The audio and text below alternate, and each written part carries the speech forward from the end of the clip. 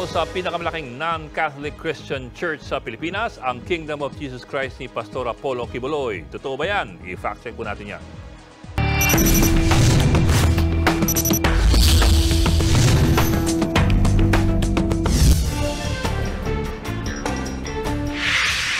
Laman lagi ngayon ng balita ang pangalan ni Pastor Apollo Quiboloy ng Kingdom of Jesus Christ kaugnay sa mga kinakarap niya reklamong human trafficking at sexual abuse.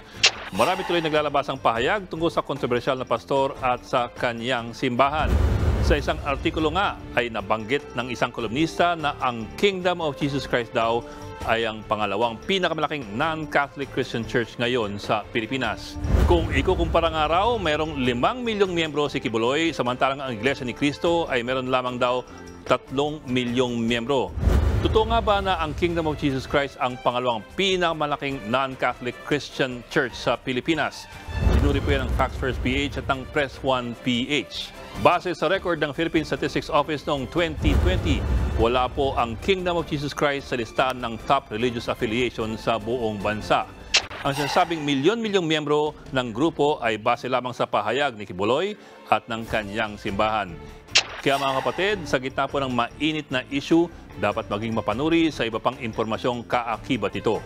Magsaliksik muna at yaking mapagkakatiwalaan ang pinanggagalingan ng balita.